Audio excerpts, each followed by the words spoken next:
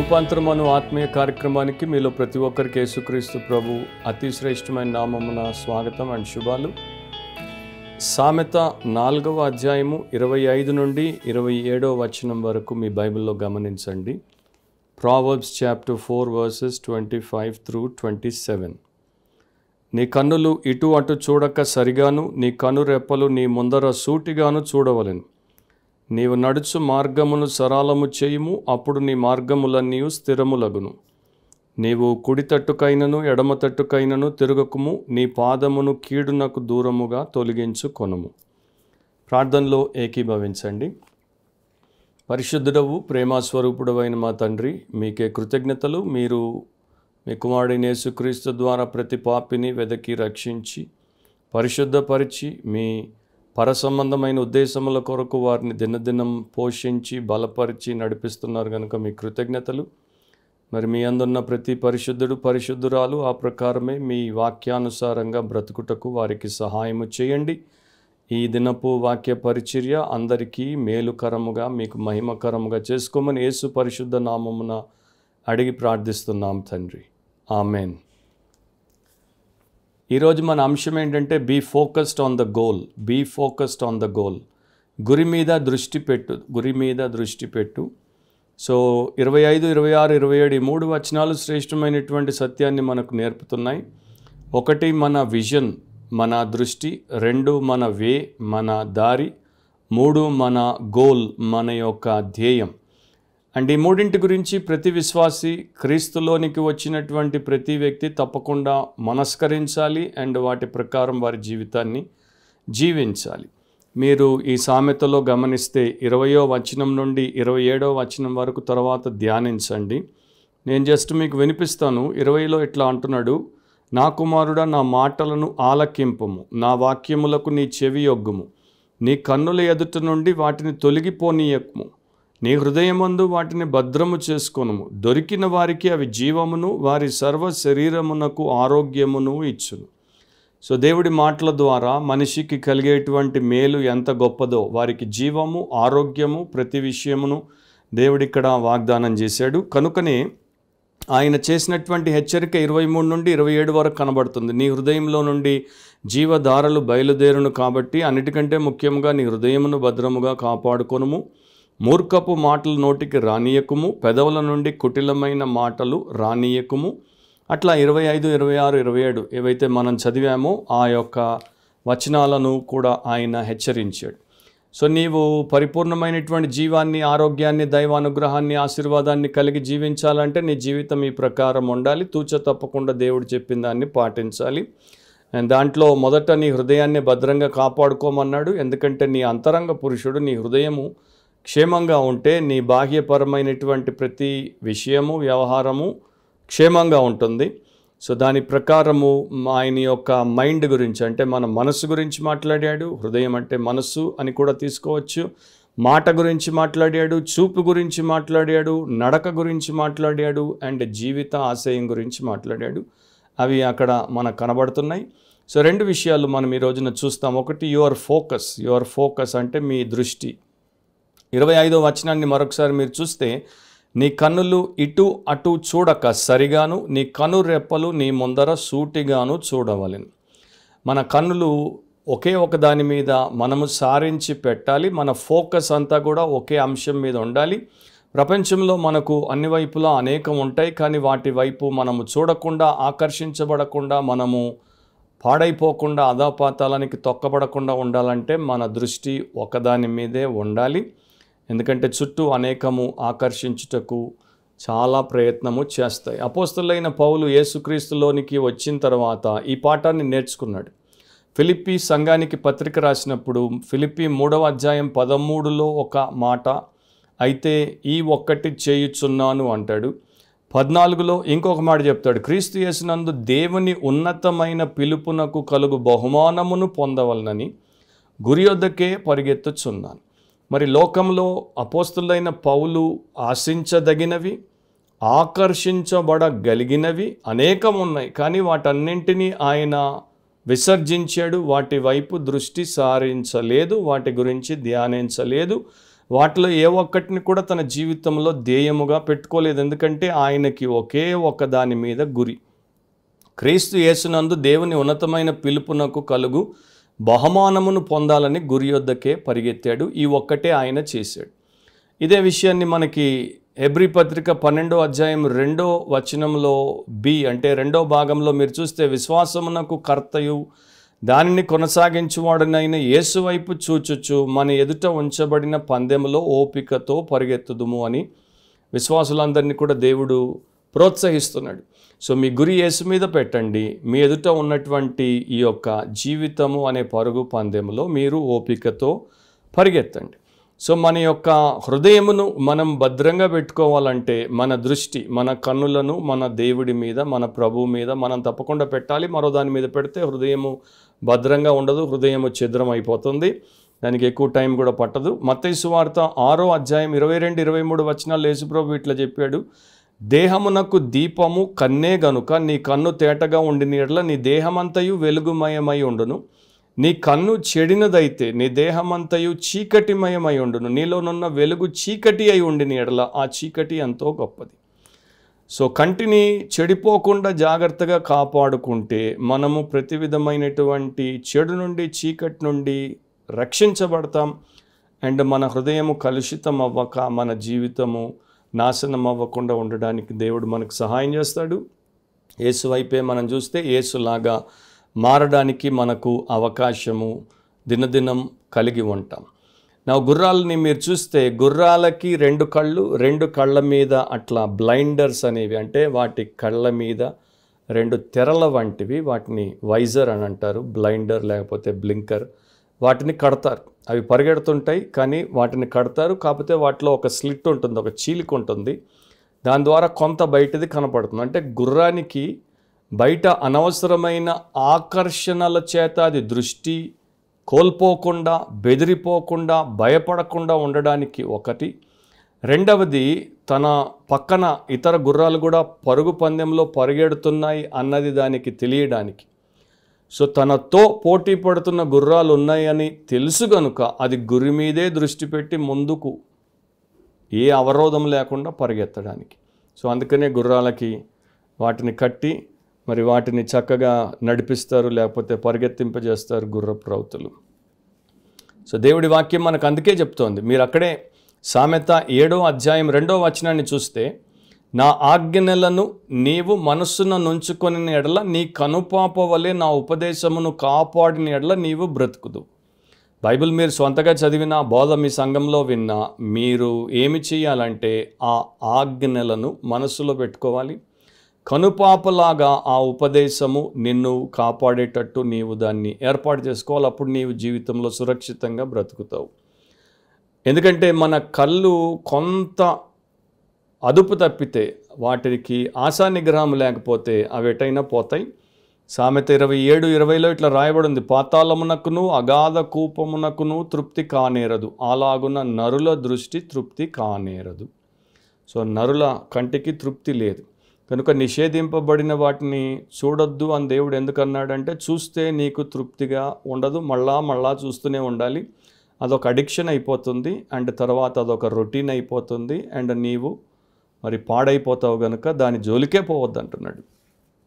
ఆ ప్రకారం మనం ఉంటే ఎంత క్షేమం. సో వాక్యంలో ఇక ఎన్నో హెచ్చరికలు చేయబడ్డాయి. ఒక్కసారి చూపు అది సరైనది కాదు అని మనకు తెలుపుగానే మన చూపులు మార్చేసుకుంటే మంచిది, లేకపోతే అది ఆశ అవుతుంది. ఆశ తర్వాత అది మనల్ని అతిక్రమంలోనికి నడిపిస్తుంది.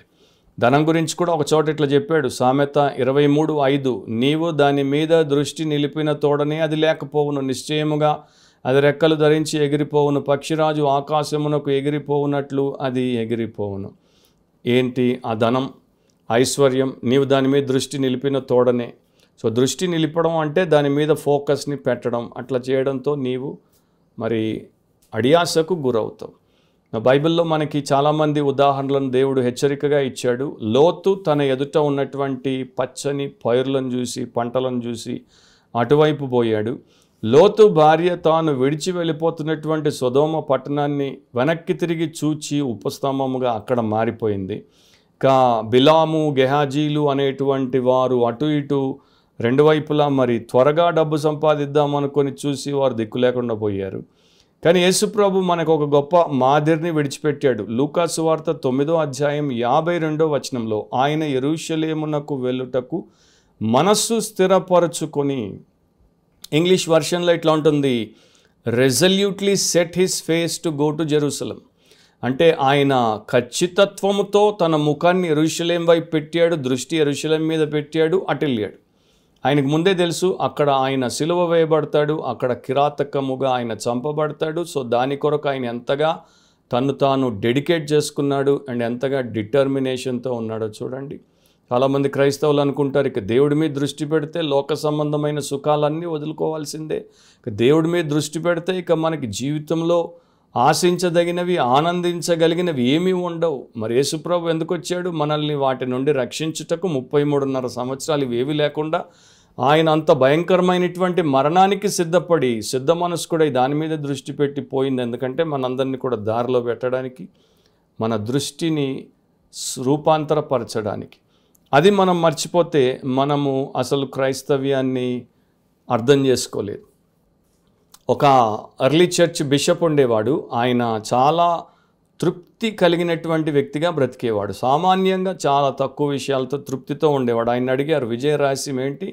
మీరు యవనంలో రక్షించబడ్డారు, వృద్ధులైపోయారు, ఇప్పటిదాకా మీరు దేనికి కక్కుర్తి పడలేదు, కారణం ఏంటి అంటే ఆయన చెప్పాడు, నాకు దేవుడు 2 కళ్ళు ఇచ్చాడు, ఆ 2 కళ్ళను సరిగా ఉపయోగించటం వాక్యంలో నేర్పాడు, నేను దాన్ని నేర్చుకున్నాను కనుక నేను దానికి బలవ్వలేదు. సో రోజు నేను లేచినప్పుడు నేను చేసేది మొదట నా 2 కళ్ళను ఆకాశం వైపు ఎత్తుతాను, అక్కడ పరలోకంలో నేను దేవుని సన్నిధానానికి వెళ్ళాలి అన్నది నేను గుర్తిస్తాను. తర్వాత నా 2 కళ్ళు భూమి మీద పెట్టి చూస్తాను. ఏదో ఒకరోజు దేవుడు నన్ను పిలిచినప్పుడు నా దేహము ఆ భూమిలో అంత చిన్న స్థలములో వారు పాతి పెడతారు అని నేను గ్రహిస్తాను. మూడవది, నా చుట్టూ చూస్తాను. లోకాన్ని చూసినప్పుడు ఎంతోమంది ఆ పై దృష్టి లేక ఈ కింద సత్యమును గ్రహించక అనవసరంగా ఎన్ని పాటలు పడుతున్నారు, ఎందుకని తమను తాము పొడుచుకుంటున్నారు, వీటి కొరకు వాటి కొరకు చూచిన ప్రతిదాని కొరకు ఆశపడి బ్రతకకుండా చస్తున్నారు అని నేను గ్రహించి అసంతుష్టితో ఉన్నారని గ్రహించి వారికి ప్రభు పేరట సహాయం చేయడానికి చేతనైనంత చేస్తాను. కనుక నా జీవితంలో నాకెంతో తృప్తి ఉంది, నాకు ఒక్క ఫిర్యాదు కూడా చేయడానికి లేదన్నాడు. ఎంత మంచి మాట.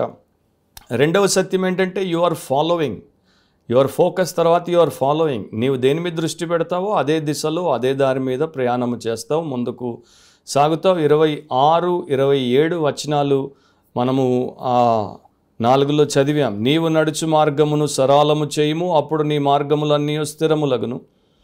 నీవు కుడి తట్టుకైనను ఎడమ తట్టుకైనను తిరగకుము, నీ పాదము కీడునకు దూరముగా తొలగించుకొను.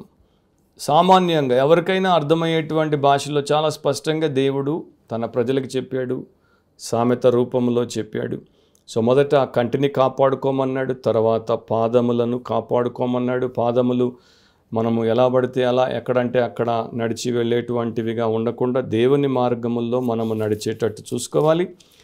అండ్ ఈరోజు నేను ఎక్కువ సామెతల్లో నుండే వాక్యాలు మీకు చెప్తున్నాను. ఇదే 4వ అధ్యాయము 11, 12 మీరు గమనిస్తే, జ్ఞాన మార్గమును నేను నీకు బోధించి ఉన్నాను, యథార్థ మార్గములో నిన్ను నడిపించి ఉన్నాను.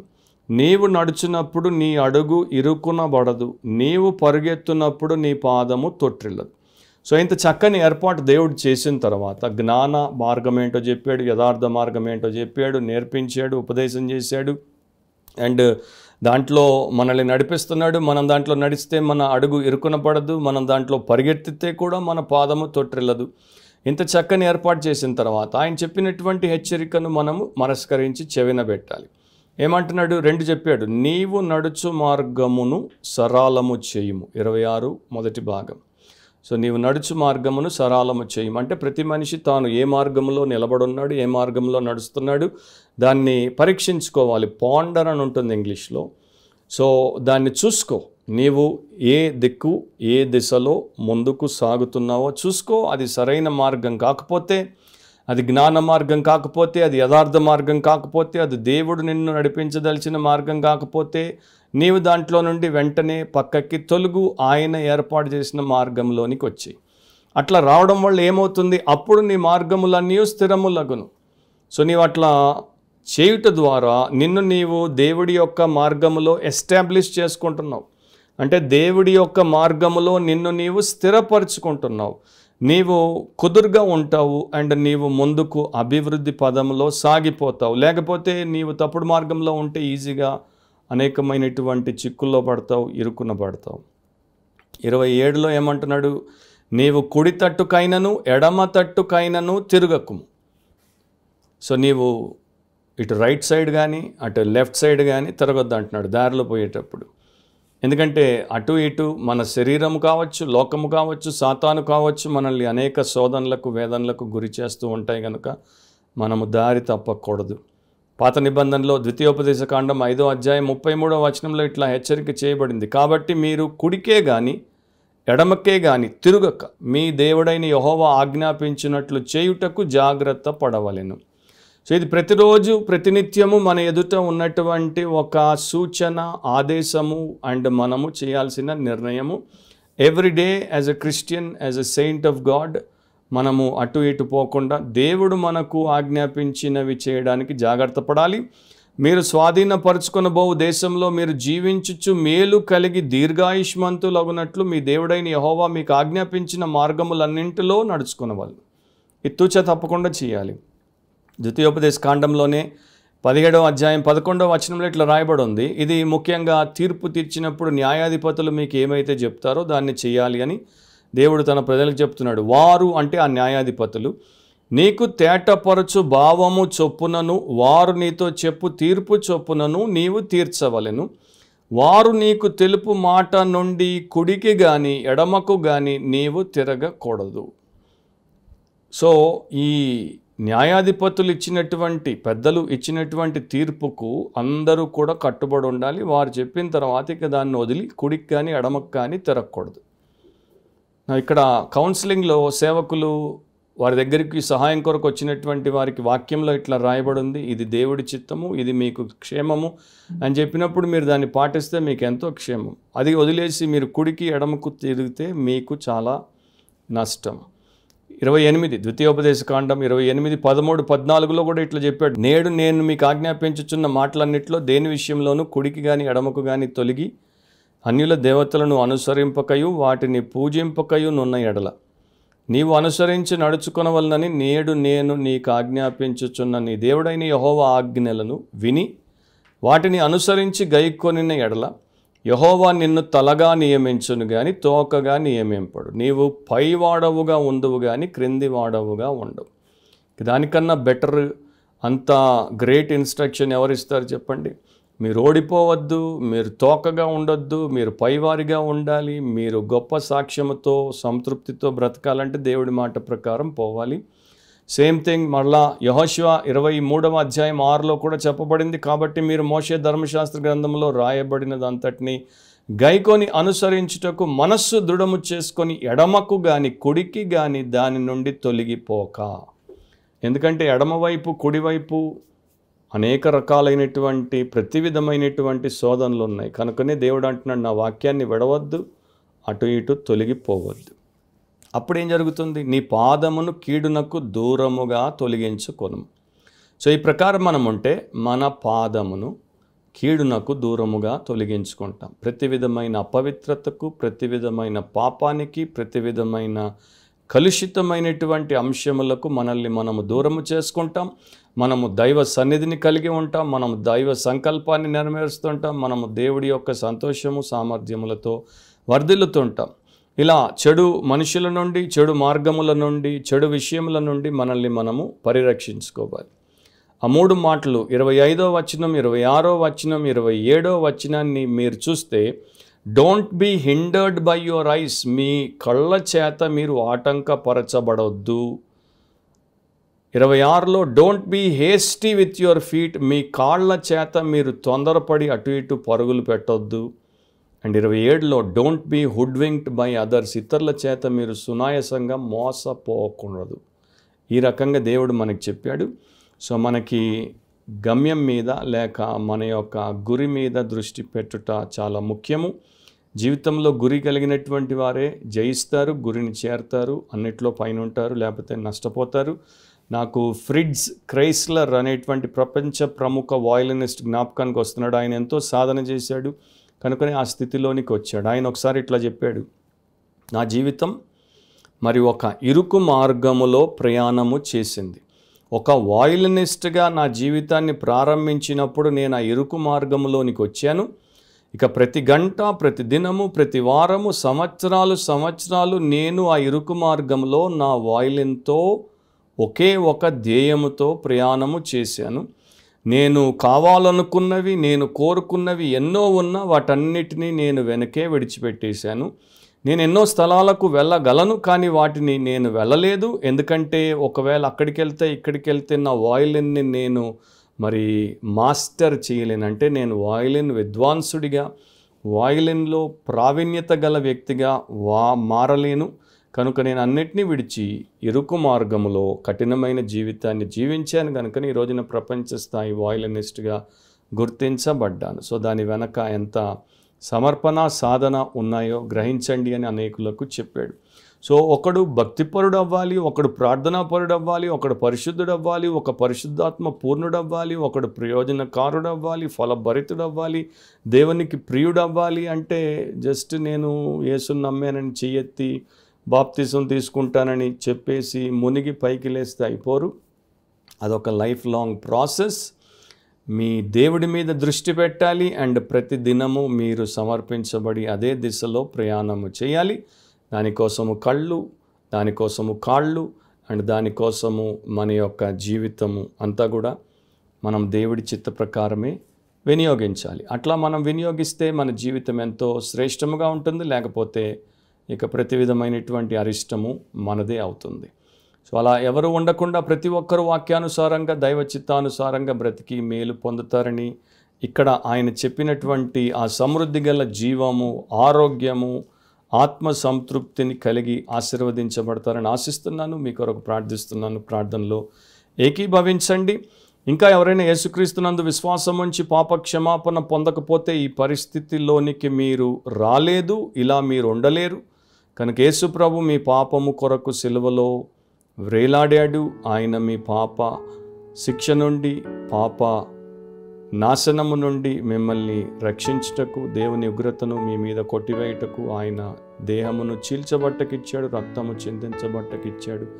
మీ కొరకు మీకు బదులు మీ స్థానంలో ఆయన చనిపోయాడు, సమాధి చేయబడ్డాడు, 3వ దినమున తిరిగి లేచాడు. కనుక ఆయన యందు పూర్ణ విశ్వాసం ఉంచండి. ఆయనే నా పాపముల నుండి నన్ను విమోచించువాడు, నా ఆత్మకు రక్షకుడు, నా దేవుడని నమ్మండి. అండ్ ఆయనకి వ్యతిరేకంగా మీరు చేసిన ప్రతి పాపమును ఒప్పుకోండి, విడిచిపెట్టండి, మరలా చేయకండి. అలా దేవుడు మిమ్మల్ని క్షమించి రక్షించి రూపాంతరపరచునుగాక. ప్రేమగల మా తండ్రి, మీ వాక్యము మాకు మీరు ఇచ్చినందుకు మీ కృతజ్ఞతలు. వాక్యానుసారంగా మేము విధేయులమై నీ మార్గములో జీవించుటకు, నిన్ను మహిమపరచుటకు, ఇతరులకు మాదిరికరంగా ఉండుటకు, మేము నీ మేళ్లన్నీ పొందుటకు మాకు కృప దయచేయమని ప్రార్థిస్తున్నాం. రూపాంతరం అనే అనుభవం మాలో ప్రతి ఒక్కరికి అనుగ్రహించమని ప్రార్థిస్తున్నాం. ఈ ప్రియులు, వారి కుటుంబాలు, వారి సంఘాలు ఆ ప్రకారము దీవించబట్టకు కార్యము చేయమని ప్రార్థిస్తున్నాం. యేసు పరిశుద్ధ నామమును అడిగి వేడుకుంటున్నాం తండ్రి, ఆమెన్. ప్రభు అయిన యేసుక్రీస్తు యొక్క కృప, తండ్రి అయిన దేవుని ప్రేమ, పరిశుద్ధాత్మ అన్యోన్య నిత్య సహవాసం, వాక్యాన్ని వీక్షించి విని విధేయత చూపు ప్రతి ఒక్కరికి, సంఘానికి ఇప్పుడు ఎల్లప్పుడూ సదాకాలము తోడై ఉండునుగాక. ఆమెన్.